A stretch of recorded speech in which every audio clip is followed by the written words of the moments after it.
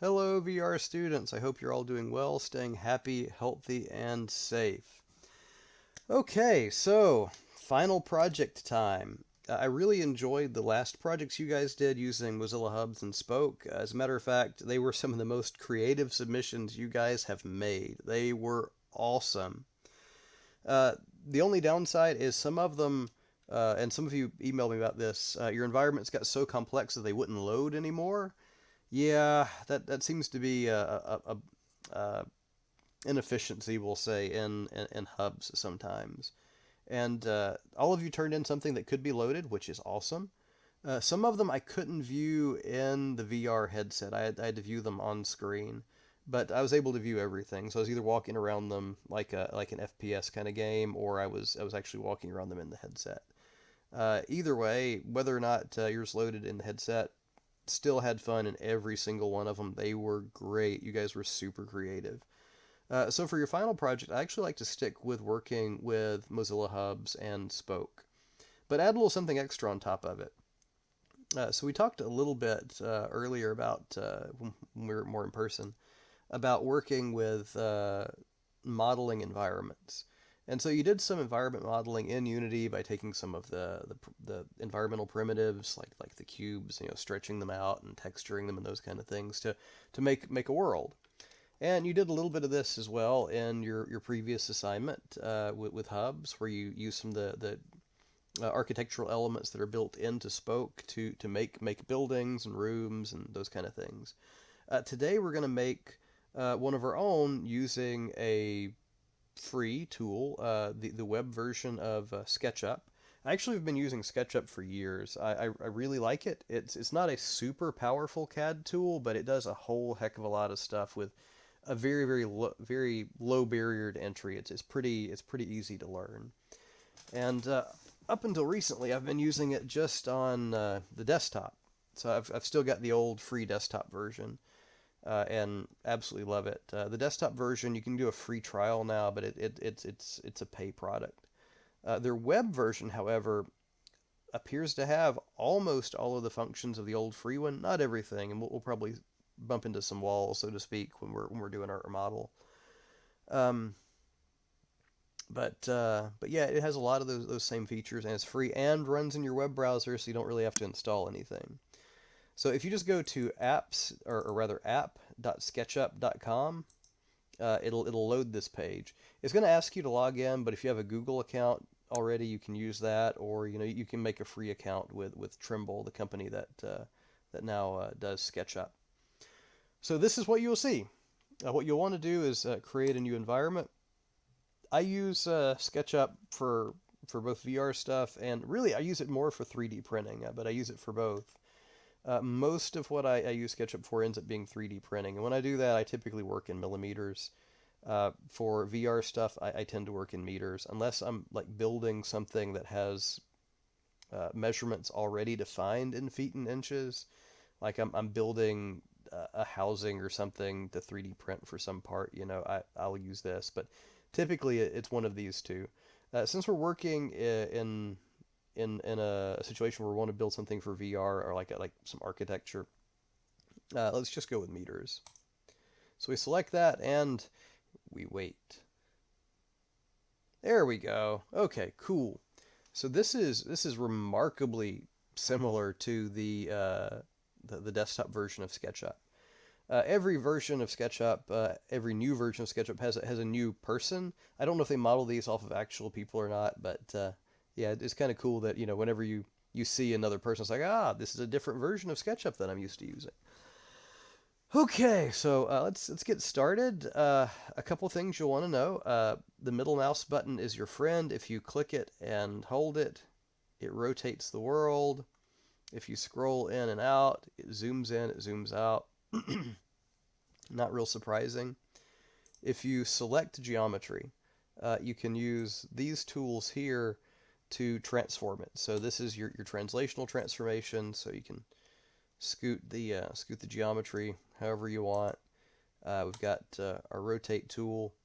Now the rotate tool is interesting. The rotate tool snaps to surfaces and axes. So this little avatar is a 2D figure. So if we put our rotation tool right there, it's going to snap frontal. So we're going to rotate about that axis, and you can click elsewhere on the model and see you can rotate that way.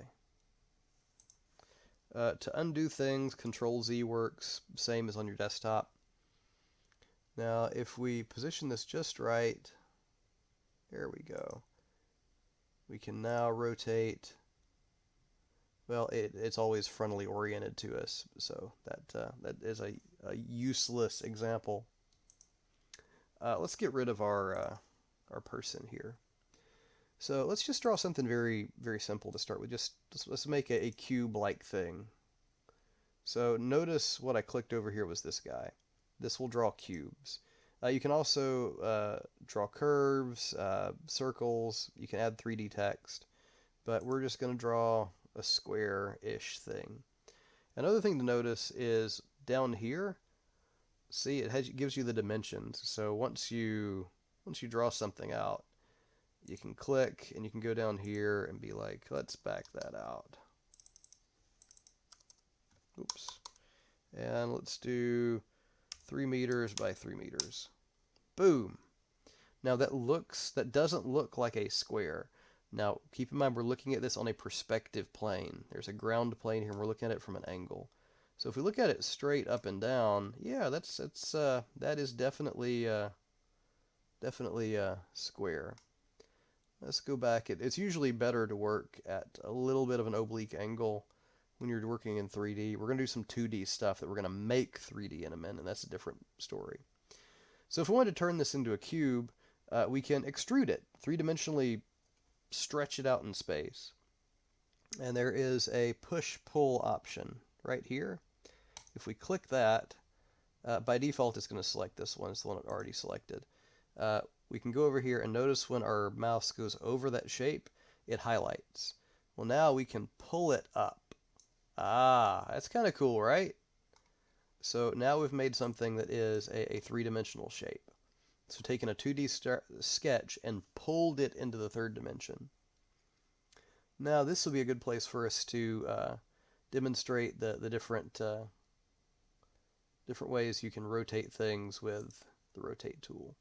So if we select there, we've aligned with this face, and I usually try to get on a corner so that we know exactly where we're rotating about. Oh my goodness, what happened? That doesn't look right. It's because it's not. This is one of the interesting / annoying features of 3D modeling tools sometimes, and if you're going to, what it did, it selected just this face. So the rest of the faces on this model were staying stationary while this face was rotating. And that's not what we want to do. What we want to do is, if we triple click the thing, it'll select the entire object. Now it should let us rotate the whole thing. There we go. Another way to go about this would be to select the whole object, right-click it, and do Make Group. Now this thing is one solid object. It is separable, but for generalization purposes, we're going to say it's not separable. So if we click and grab it, we're not grabbing a single face and pulling it around. Now if you double-click within it, you can open it up for editing, and then you can edit individual pieces of geometry like this face or this line here. Okay, let's see. What are some other interesting features? Let's go back to our square. Another interesting feature is this guy, our offset tool. This is actually pretty sweet.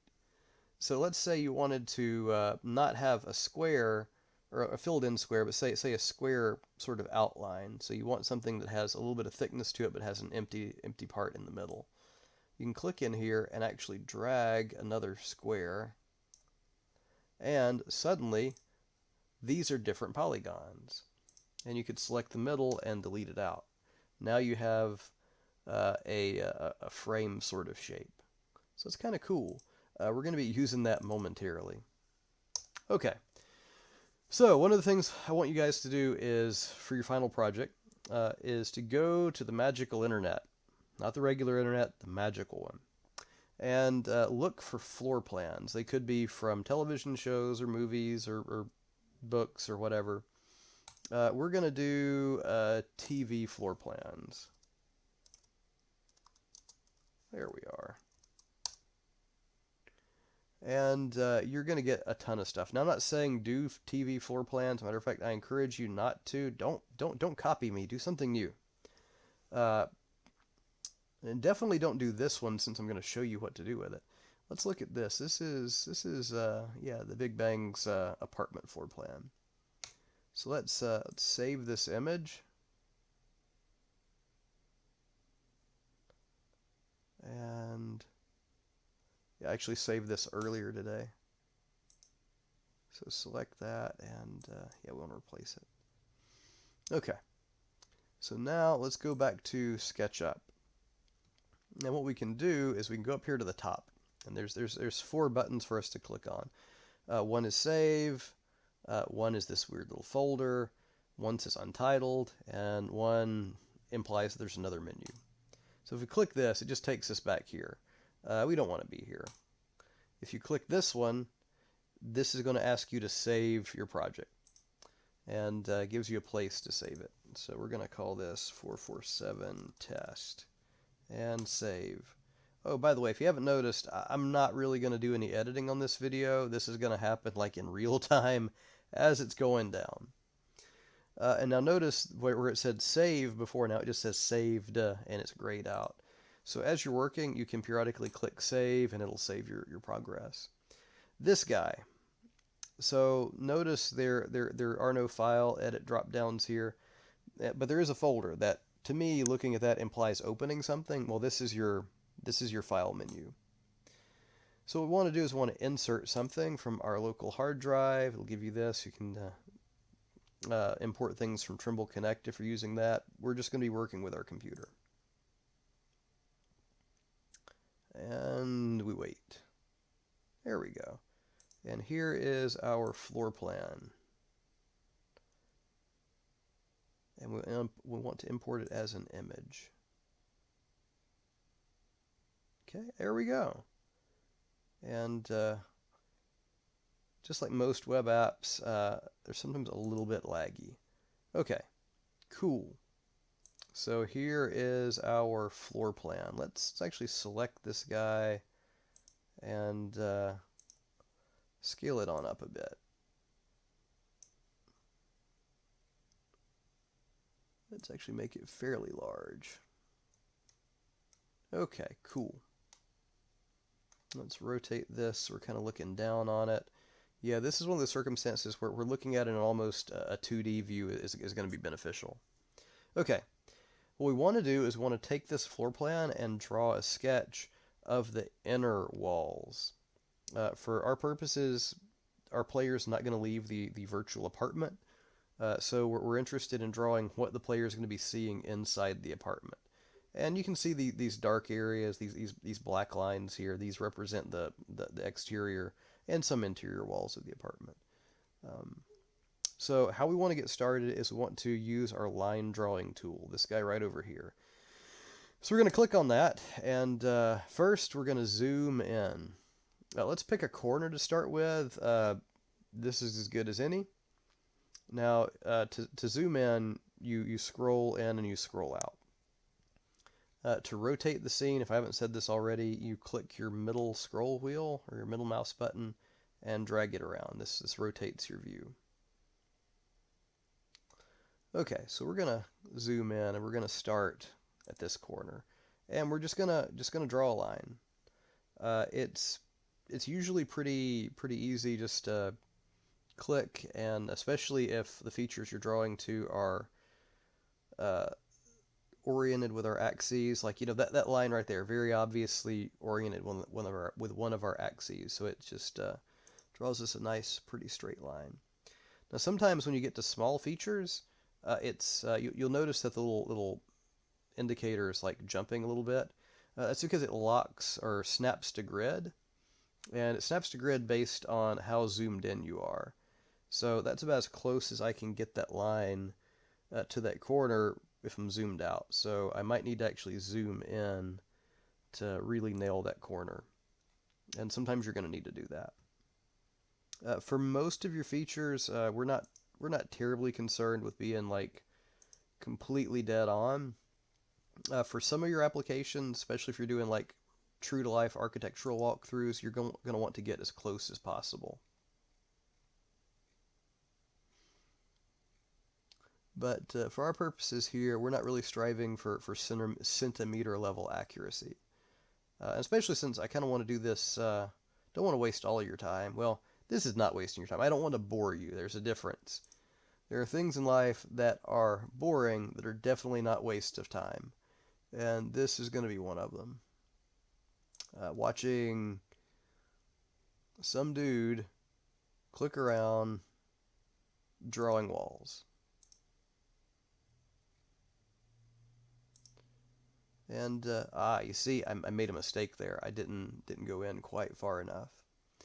So if that happens, you can just continue drawing with another line segment. And this is got some really nice geometry, and I actually chose this for a specific reason. Something weird happened. Where'd my line go? I bet you we just accidentally made a 3D line. So, yep, there we go. We have a stray line. If this happens, just undo until you're back to the line that you were wanting to draw on. Okay, and you see right there it says on image face. You want to make sure that's happening. So sometimes you'll end up drawing something that from your 2D perspective on the screen looks correct, but isn't correct because something actually changed in three-dimensional space. And if you do what we did and rotate around, you can see those errors pop out.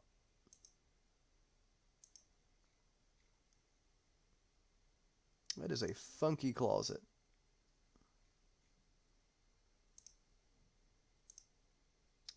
Which isn't too bad. I like funky closets. The closet in my office is actually a really funky shape. Mostly because I'm in the attic of my house is where my office is. And here's an interesting bit of trivia. In some states, you cannot classify added rooms as bedrooms unless they have a closet. So technically, my office, now that we've added a closet to it, is considered a bedroom. Fun fact, as my wife loves to say.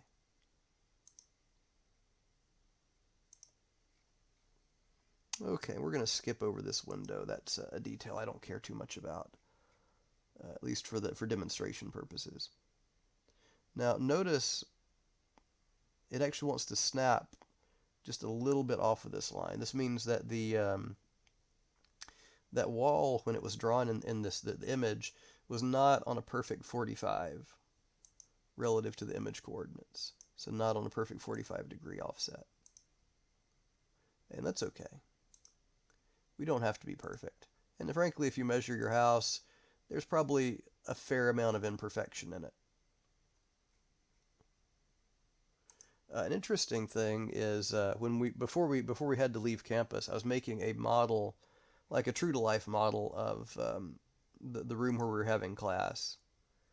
And I had the blueprints, and they are not accurate to the blueprints. The room is not accurate to the blueprints. It's close, but like there's obviously some measurements that were accidentally swapped around when they were like building. It's like, well, that's close enough, and kind of went with it. Hey, and nothing wrong with that, because sometimes there are mistakes that, especially in things like that might be low impact and expensive to correct. Fortunately, we're working in pixels, so pixels are cheap. Another instance where it didn't lock exactly where we wanted it to go. And again, we're just going to skip over that window.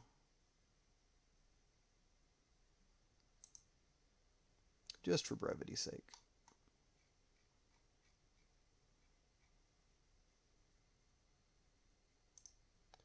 Now, one of the things you'll notice is when you zoom in and zoom out, it's based on where your mouse pointer is located.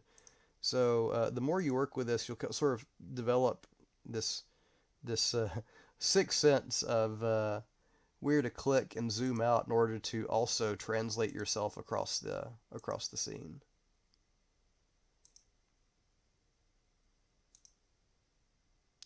Okay, we've almost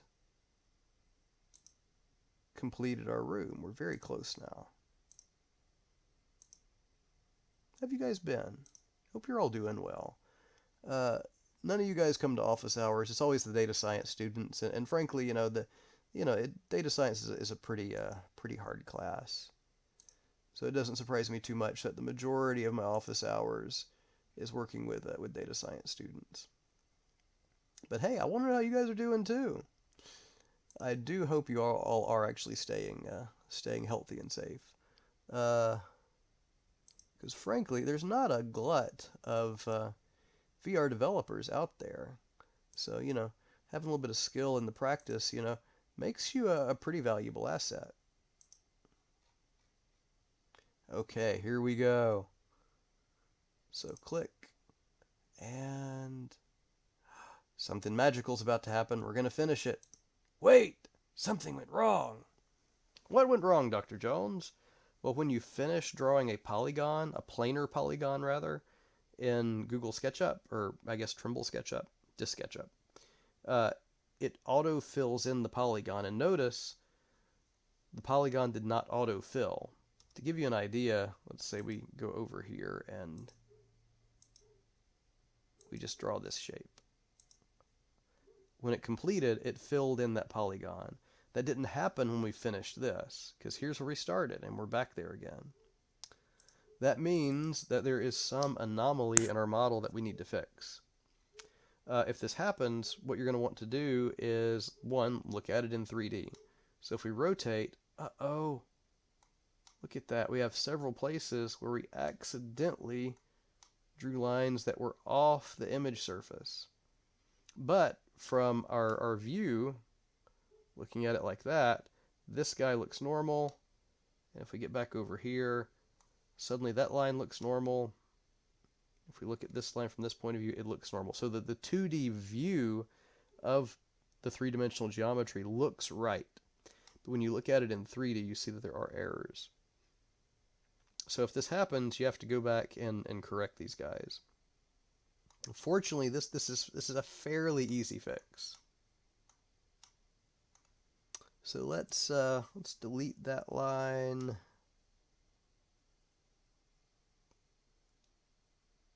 You see that guy there? We can delete that one. Similarly, we can delete those guys. That one and that one. Okay, now let's get our line tool back.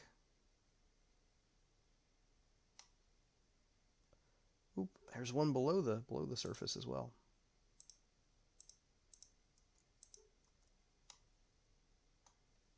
So try to keep your lines on the image surface. That will make your life a lot easier. Cause see it gives you a little tag that says, and I'm pointing to the screen like you can see it. It gives you a little tag that says on face in image. You want to make sure that you keep doing that. And if it says perpendicular to edge, that's usually synonymous with that, because the edge that you're drawing on is, or the edge that it's perpendicular to is part of the image, or rather on the plane with the image. Okay, so that's where that guy was. Okay. Now here's a neat trick. You can select that background image and right click it and go to hide, and it'll make it disappear. Okay, now here's where we ran into our problem. Our next problem is this part of the image. I believe if we go here to display, yeah, we can click, yep, there we go. And we can unhide. We can just pick up where we left off. And there we go. Hey, that's kind of nice. Okay, so as cool as this is, it's not what we want. What we just drew is the literal floor of the apartment. And we want the geometry of the apartment, not just the floor. We want the walls, the floor, the whole 9 yards. Well, here's one way we can go about doing that. So one of the things I recommend doing is just selecting this model, and we can use that offset tool, this guy. Now remember, this is what we used it for before. It sort of ate into the geometry we drew. Well, you can use it in the other direction too. You can go outside. So let's draw. There we go. Boom! That is a sweet feature right there. Now, suddenly, we have our walls all drawn out. They have thickness to them, the whole 9 yards. For convenience sake, I'm going to delete the floor out so we can sort of see how this looks relative to the floor plan underneath. Now, there is some more internal geometry that we want to account for. So there's like a post here, and there's this thing. Now, if you've seen the show, you know that this part of the apartment is actually raised up about a foot or so. It's a little bit taller than the rest. So this floor surface is higher than this floor surface. So let's figure out how to make that happen. So one of the things we want to do is we want to draw this geometry out as well. So let's start by drawing a line. This is almost a square edge. It's just got a curve on the corner there. So what we can do is actually draw this thing out as if it's a square edge.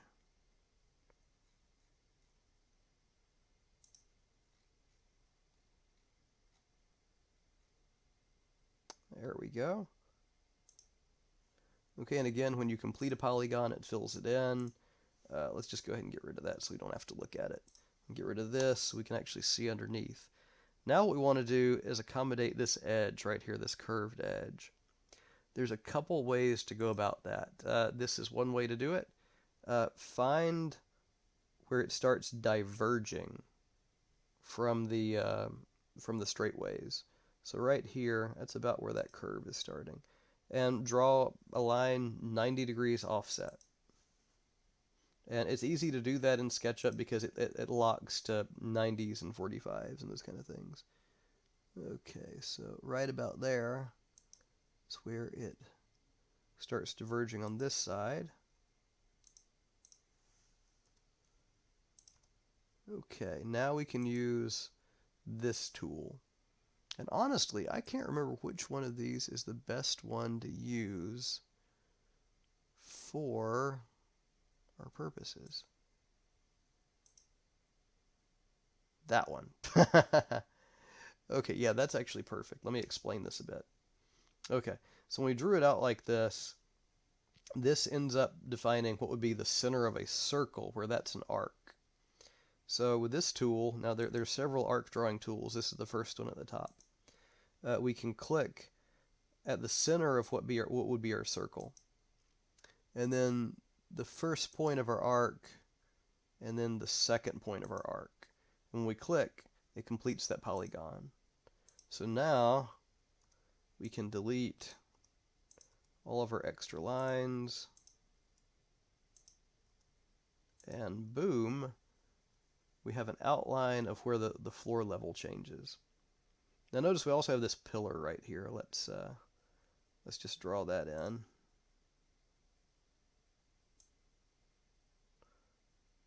Okay, it's wanting to draw that on a different axis than I want it to. So let's just sketch it out with the pencil. That'll be quick enough.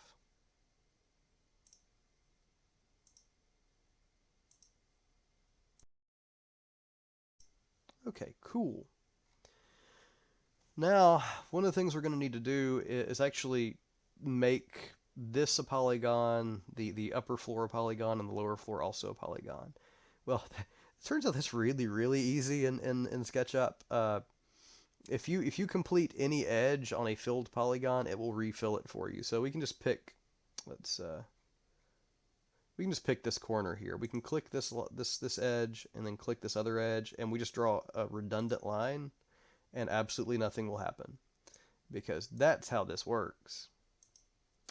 That's interesting and annoying. Why are we having geometry issues now? Okay, so that filled in there. This really should have filled in the whole thing for us, but it did not. Why did it not? Okay, so we're going to have to find the break in the geometry. Yeah, nothing appears to be broken underneath, which means there's probably a gap in a polygon. And it might be this. Sometimes SketchUp doesn't like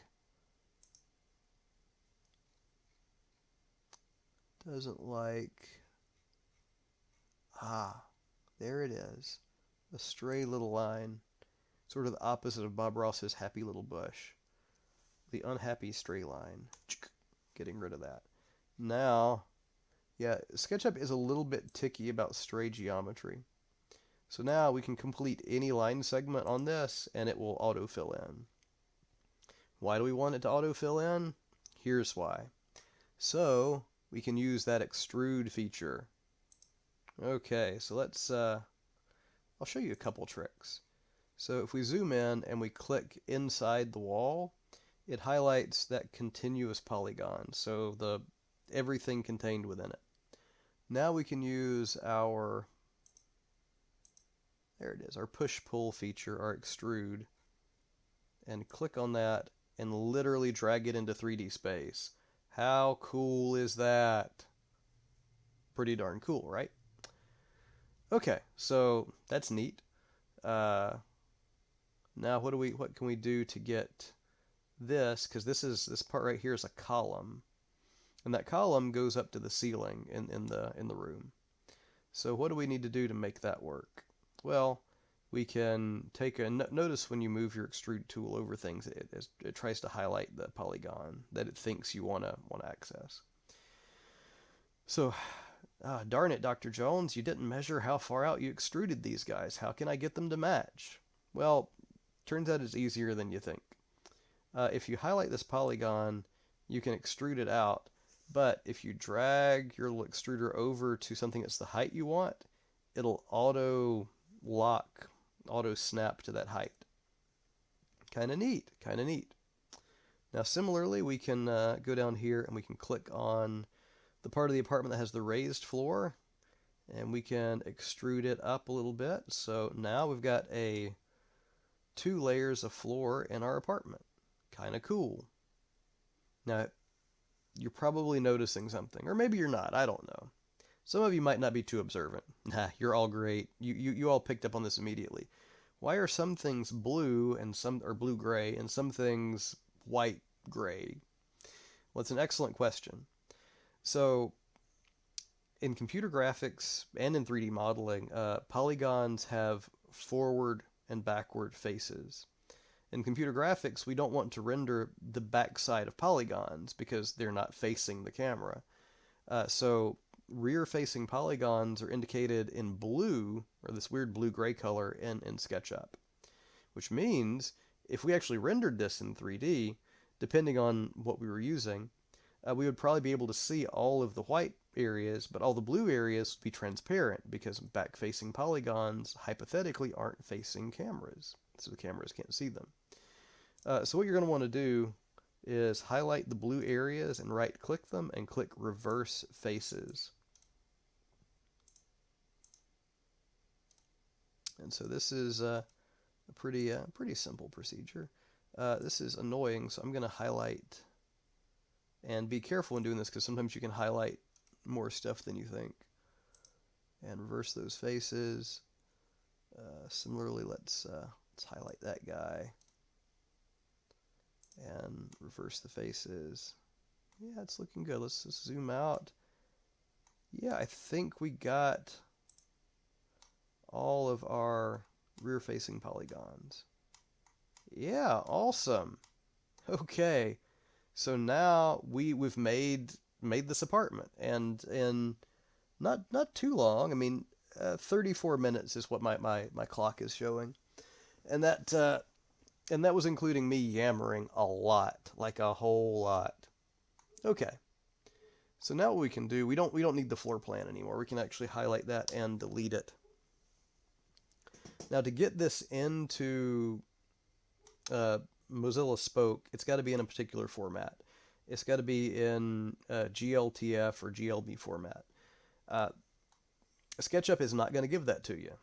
Yay! That means we got to find another way to get it. So what we can do is we can click here and we can export. Export is STL. All the other 3D options are pay only. But STL is free. The downside to STL is it's not going to include any texture information. So let's say, hypothetically, you wanted to, let's see what we got.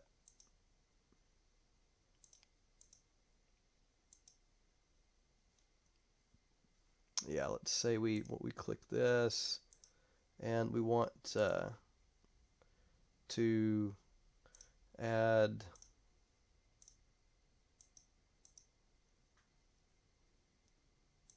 a texture to our geometry. Saving this as an STL will not preserve the texture information. So let's just go ahead and just get it off. Control Z, Control Z, come on. There we go. Okay, so now we've got our Big Bang apartment. One of the things I like to do, and this isn't necessary, but usually when I'm drawing things like this, I like part of the geometry to be on the origin. So if you like triple click this, it'll select all of the geometry. And let's click here, and let's actually move this corner to our origin. Okay, so now the corner of this apartment is going to be co-located with the geometric origin. Neat. Okay, so let's save that, and now we can export as an STL.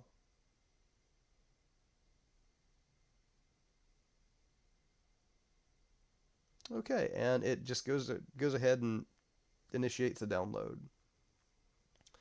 Now, like I said, Mozilla Hubs will not take an STL as anything useful as a 3D object. You've got to have it in GLTF or GLB. Fortunately, there are awesome people on the internet, and this site, I'm going to have a link to it in Blackboard, will let you convert things to GLB. So let's see, let's go to our downloads folder, and then there's our 447 test. You just drag it onto this button, and you wait, and magic happens. And now you can export as GLB, and it'll download it as undefined. So one of the things, my other window was off screen. I'm sorry about that. Here we go. So you drag your STL onto the button, does the conversion, and then click to export as GLB, and then it'll bring it up. Okay. So there is our 447 STL and our undefined GLB. Let's just go ahead and oh, ain't that cool? Let's go ahead and rename that 447 test.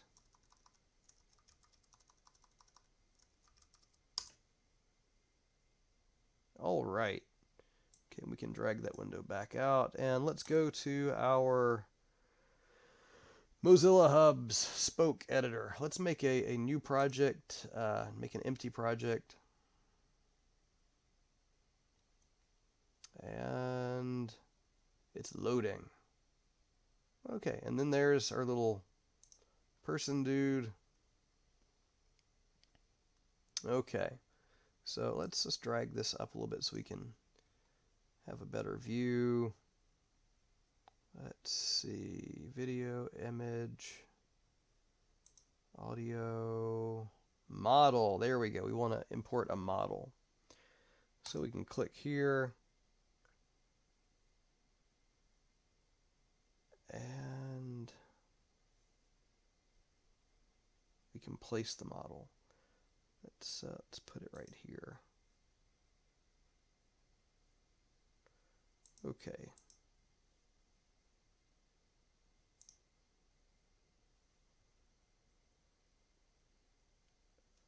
Okay, did that, let's see.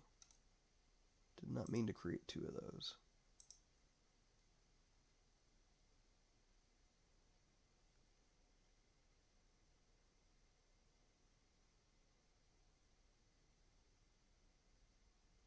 That's not what happened earlier. Oh, I forgot. Yeah, there's an important step here. I'm gonna blame this on baby brain. Anyway, fortunately, the baby's been sleeping a lot better lately, so we're doing good. That was just Dr. Jones forgetting what the heck he's doing. Okay, so yeah, we don't need this yet. What we want is delete that and go to My Assets. You can upload your own images and models and audio and video here.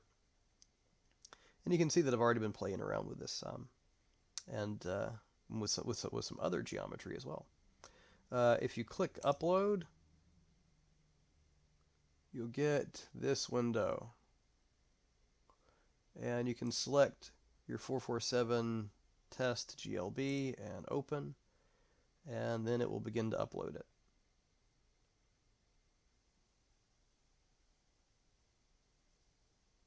Okay, so now we have our 447 test GLB. Now, if we click it, it'll let us add it to our environment. Ah! Why is it so weird? That's so strange. Well, it really isn't. If your model is on its side, usually what this means is that the up axis for the editor that you built your thing in is different than the up axis for your environment editor like this. Usually in computer graphics, the Y direction is designated as up.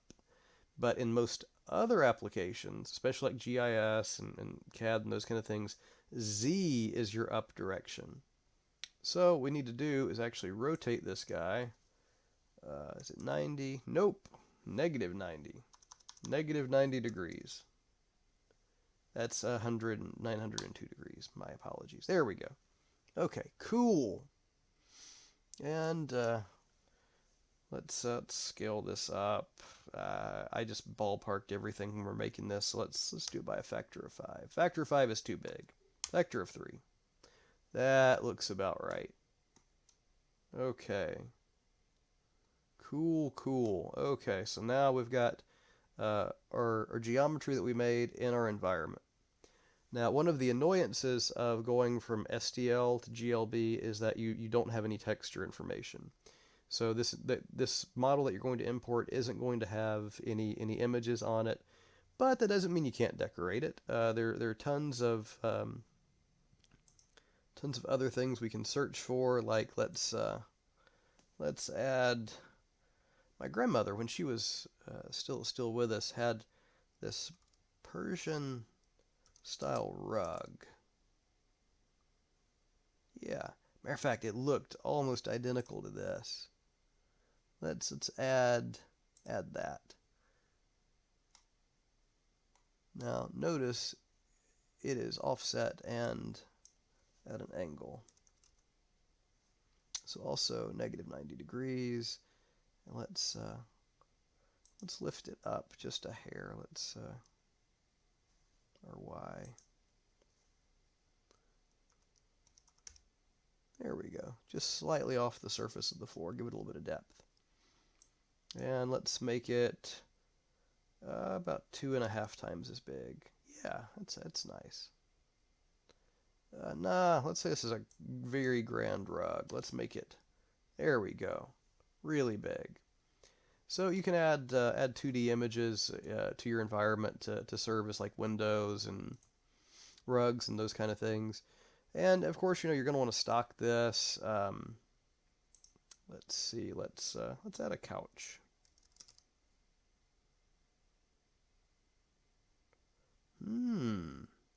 Actually, I like this setup. But that's going to cover a nice rug. We'll go with this.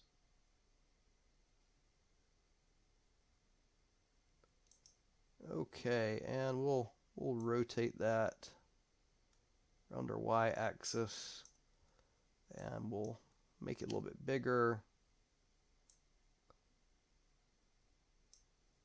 There we go. Not too bad, not too bad. Okay, so this gives you the idea of what I'm going to want you to do in your final project. More details about theme and specific elements you need to include are going to be in the final project document. But this covers the mechanics you're going to need to know to actually make this happen.